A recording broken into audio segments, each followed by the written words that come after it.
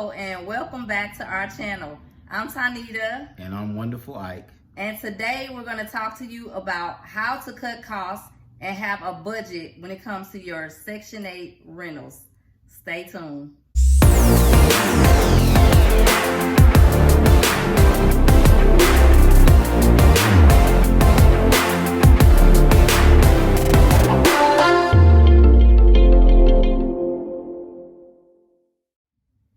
Okay, let's jump right into it. So today we're going to be talking about how to set a budget and ways that you can cut costs when it comes to your Section 8 rental properties. Because we don't go all out, like we don't do high-end or luxury stuff or like the stainless steel and things like that. So let's kind of get into it. So when it comes to rental property. Right, it's a rental property. It ain't like you finna flip the property. Now, if you was gonna flip the property, then it'd be a whole nother story. But it's just a rental property. So you got people coming in and out of there, you know, that may take care of your property, may not take care of your property. So, you know, it's a rental property. You treat it like a rental property. They may stay for 1 year lease. They may go. Yeah, they may go because them young girls, they come in and they be ready to move every year. But we've been blessed with some good but I'm talking about overall. Yeah. Okay, so when it comes to carpet, one of the ways that you can budget when it comes to carpet is what, baby? Well, actually, when you buy a property, and if the carpet is bad, you know, where you can't do no good cleaning to it, good shampoo, you just pull up the floor, see if you got some good hardwood. If you got some good hardwood floors in there, just, you know, pull that carpet out, throw that carpet away, pull up them staples, and, hey, shine that floor up. Leave it as it is. Right. That helps a lot right there because cleaning it. Yeah, cleaning it. But if it's, you know, if the floor bad, you know what I'm saying, then just throw some more carpet back, fresh new carpet on the floor. And then when it comes to the countertops in the kitchens, because every one of our properties we've had to redo the kitchens, we pretty much use the laminate basic countertops, right? Yeah, the laminate basic, you know, yeah, do that. You know what I'm saying? Usually we use the ones we use only come like maybe 4 different colors. You know what I'm saying? And it all depends on the layout of the kitchen, on the color we get. Mm-hmm. So we just, you know. I like to pick the colors. So it depends on the floors. I call her and say, hey, Miss Smith, what color do you want? This is just like that. A lot of times what I look at is the color of the cabinets versus the color of the floors, and then I try to pick a contrasting or complementary color of those 4 to 5 choices that we have. I usually try to pick something that's complementary so that it looks nice, because I mean the women we're in the kitchen, so we want it to look nice, right? And then plus, you know, women, that's who we cater to the most. So, you know, the happy wife, happy life, or happy tenant, happy everything, landlords. You know, everything, yeah. And then as far as our fixtures, like our sinks in the kitchen and the bathrooms, we use basic fixtures. We don't use anything that's all fancy or that's expensive. We probably pretty much use the same. Yeah, we use the nice stainless steel. You know, we don't go to the cheapest of the cheap or that plastic shit. We don't use that. We go to the nice stainless steel, something that's gonna hold up, that's gonna last, and gonna, you know, still look cute. Right. You know. Right. So not the high end, but we ain't trying to be cheapy cheap. Because there again, it's just a rental property. Right. It's not something that you flipping. You're not trying to, you know, sell this property. You flipping this property. You're not finna flip it. It's a rental property. And then also basic light fixtures. Yeah, basic light fixtures. You know what I'm saying? You do the basic. You can go get them at Home Depot. You know, for a pack, probably about like $40 right? for a 4-pack. You know what I'm saying? But most of the time in Smith Luxury Homes, we really, you know, most of the time, all our property has ceiling fans. So we barely get to use them, but we used to, you know what I'm saying? And if it's not a ceiling fan up already. Now, if it's a ceiling fan up already and it's broke, I will replace that ceiling fan and put another ceiling fan up, because I don't want my tenants to be hot. And I'm trying to, you know, I want my tenants to feel like it's theirs, like it's at home. And when they feel like it's at home, like they're home, they stay for a long time. You know what I'm saying? Because, I mean, I'm sorry. Because most of the times, I hear all these landlords talking about they don't put no ceiling fans up and they don't do this and they don't do that. And then they wonder why, you know, they don't have a good overturn. You know what I'm saying? Like me, because, you know, my tenants, they get ceiling fans. They stay.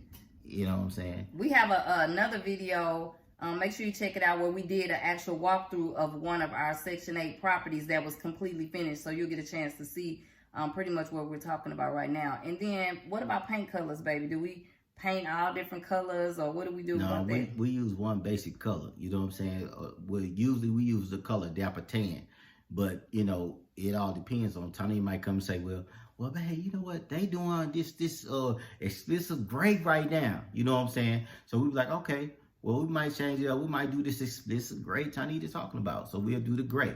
You know what I'm saying? But usually, like most of the time, if I buy a property and it's, you know, most of the time some people they'll be in there, you know, and they'll be then painted the property, and then they might run out of money. So they'll call me, since they know I buy houses. They'll call me, and they know I'm an investor. And they go, look, hey, I'm running out of money, and once you come check out this house for me, see if you want to buy it. So most of the time, if I go in there and if it's already painted, I'll leave it as is. Yeah, as long as it's a good paint job. As long as it's a good color. Yep, good paint job, good color. I'll leave it alone.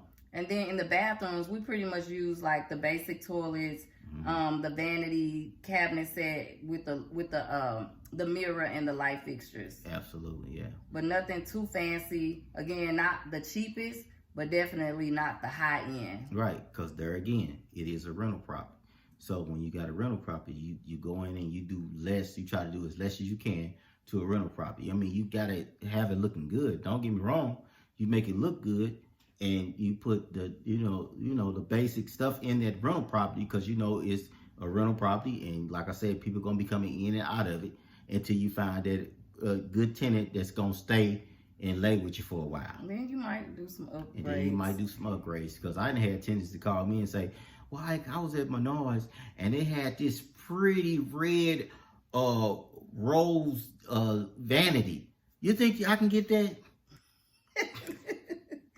So, you know. It just depends. And then we also had a tenant who was having some issues, some challenges, and ended up needing a tall toilet. Right. And so we were able to accommodate her, of course. She's absolutely. a great tenant. Great tenant. No problem at all. Then the basic mini blinds. Nothing real fancy. Remember that, you know, most of them, they're going to have children, and children tend to mess up mini blinds, so you don't want to put nothing too expensive. Yeah, you go get your basic mini blinds, you know, and that's another thing we do. We put mini blinds all through the house, through the house. You know what I'm saying? So, you know, that's another thing that, you know, they ain't really got to do no curtains if they don't want to, because they already have mini blinds when they step into the property. Keep in mind, too, that Section 8, and just being a good landlord and for safety purposes, you want to put working smoke detectors throughout the house. Oh, absolutely. As well as carbon monoxide detectors also. Yep, anywhere we got that gas, you need the carbon monoxide. So usually when we go into a house, my husband is very good about setting a budget for each project. And most times he worked really, really hard to be under the budget. Right? Yeah. That's what she said. He works really hard to stay under the budget. So I would just recommend for any landlord, if this is your first property, second property, whatever, just always have a budget, so you're not just spending. You don't even realize how much you've spent in the house. And then make sure you're looking around to try to find the best prices. Right. Just don't go by the first thing you see. You know, you need to shop around, especially if you're on a budget. And if it's your first property, you know what I'm saying, you want to make sure everything is kind of on point. You know what I'm saying? Because you want this to be your first property. You want everything to ride smooth for you. So, you know, do some budgeting and walk around, do some, you know, searching, look around and see some comparisons on what you can get for cheap. Like, say, for instance, say if you was going to buy a stove, because, you know what I'm saying, you don't go buy a brand new stove for $300. Go to a used store, appliance store, and get you a nice, clean stove for about $150, $160, $180. Okay, so now you got a little more change to go and get you some light fixtures. You see what I'm saying? So now altogether, you need to spend about $300 for light fixtures and a stove. Right. You know, be smart with your money. We do just white basic appliances. If I didn't say that already, in our kitchens, again, we do the white basic stove and refrigerator, but we try to pick the best of those. And just make sure it's in good working order. Before we get off the video, I just want to point out something today about our shirts that we're wearing that say eviction notice. I want to say that my eviction notice is not about evicting people, because I have no... Mine is. I don't take pleasure in evicting anyone from their homes. Mine is about evicting fear, doubt, and procrastination. So don't be afraid to get started. Don't be afraid to just take the chance, be a risk taker, and just know that with faith, you can do all things. And so if you want to get into this business, just do it. Plan, prepare, and execute. So that's what my eviction notice is about.